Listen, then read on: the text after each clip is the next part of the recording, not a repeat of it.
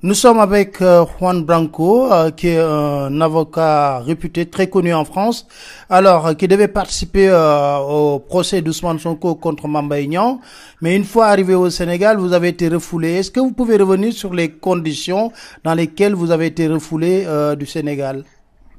Oui, écoutez, cet homme en armes m'attendait à la sortie de l'avion avec une véhémence particulière. Ils m'ont tout de suite voulu prendre mes appareils électroniques et me déstabiliser avec, je pense, l'idée, l'inquiétude de ce que les autres passagers puissent réagir. Et ils m'ont amené dans une salle de détention où ils m'ont expliqué que j'allais être refoulé, que j'étais interdit du territoire du fait de ce que je pensais, et ont tenté de m'intimider de différentes façons avant de me placer dans un vol vers Casablanca, puis vers Paris, où j'ai fini par arriver plus de 12 heures plus tard. Est-ce que vous n'avez pas été brutalisé? J'ai été intimidé, mais pas brutalisé. J'ai réussi à calmer la situation. Ils ont compris qu'ils n'avaient pas intérêt à aller dans ce sens-là. Et pour ma part, j'ai réussi à préserver à la fois mon intégrité physique et celle des données que j'apportais, y compris des données importantes pour le procès en cours qu'ils auraient pu vouloir saisir. Qu'est-ce qu'ils vous ont reproché concrètement?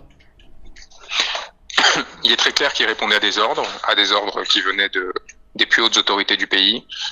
Ils m'ont reproché évidemment ce que vous avez vu dans le communiqué du ministère de l'Intérieur par la suite, à savoir d'avoir parlé de son Excellence le Président de la République comme d'un tyran, ce qui n'est pas tout à fait exact. J'avais affirmé que l'audience permettrait de déterminer si il avait un devenir de tyran ou non, Monsieur Sall, et je pense que c'est un propos qui est non seulement tout à fait acceptable, mais nécessaire à l'exercice d'une défense, et qui se pose encore au regard de la situation du Sénégal. Donc, à partir de là, il y a presque un effet de confirmation, vous voyez, où le tyran confirme sa tyrannie en décidant, par un fait du prince, de renvoyer l'avocat qui est censé défendre son opposant sans aucun argument, sans aucune justification autre que l'intérêt qu'il y trouverait personnellement, évidemment sans respecter une quelconque règle de droit. Donc je pense que ça pose question, que les Sénégalais ont compris que c'était une affaire qui était particulièrement inacceptable, qui atteignait à l'image du pays et qui disait quelque chose de la dérive dans laquelle celui-ci se trouve placé.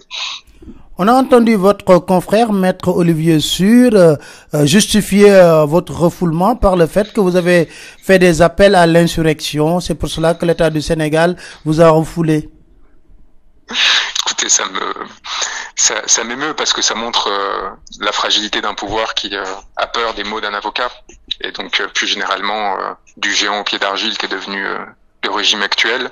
Je pense que cela se passe de commentaires. À la place de mon confrère, je n'aurais probablement pas plaidé.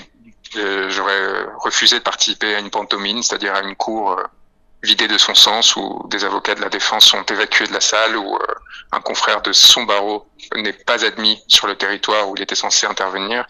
Et quant au rapport à l'honneur, pardon, que tout cela engendre, je pense que chacun pourra se déterminer. Qu'est-ce qui vous a poussé concrètement à vouloir participer à ce procès d'Ousmane Sonko?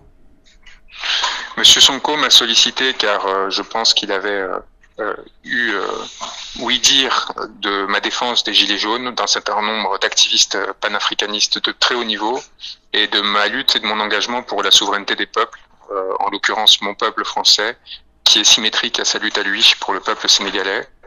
Et je pense que Monsieur Sonko veut inaugurer une nouvelle ère, notamment dans les relations internationales, où ce sont les peuples qui s'allient et non pas les élites corrompues qui profitent des dix peuples. Et donc dans ces circonstances-là, je pense que on s'est très bien trouvé. J'ai eu l'honneur d'échanger à plusieurs reprises avec lui depuis, et je peux vous assurer que nos perspectives sont parfaitement alignées, qu'il est indigné du traitement qui est fait à ses avocats, et par ricochet évidemment à sa défense, et que c'est lui et mes très chers et honorables confrères qui au Sénégal ont à subir au quotidien ces violences et ces oppressions dont il faut en priorité se préoccuper, parce que à travers eux, c'est le devenir d'un peuple sénégalais qui est aujourd'hui pris en otage, et ces querelles qui pourraient sembler d'élite, en fait, touchent à l'ensemble du peuple sénégalais, y compris ceux qui ne pensent pas comme Monsieur Sonko, parce que il devrait se préoccuper du désert démocratique que Monsieur Sall est en train de créer.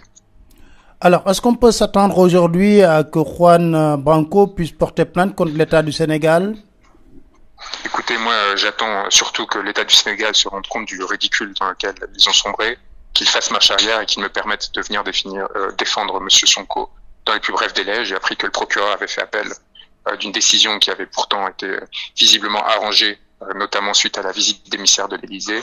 Je pense que cela montre qu'il n'y a aucun espoir à avoir quant à l'indépendance du parquet, et cela renforce la nécessité de défendre M. Sonko par tous les moyens pour s'assurer qu'il puisse être présent en février 2024 devant les urnes, porter la voix de millions de Sénégalais et éventuellement devenir le futur président de ce pays. Êtes-vous prêt à revenir au Sénégal? Je n'attends que ça, avec une impatience non feinte. Monsieur Juan Branco, je vous remercie. Merci à vous. Bon courage.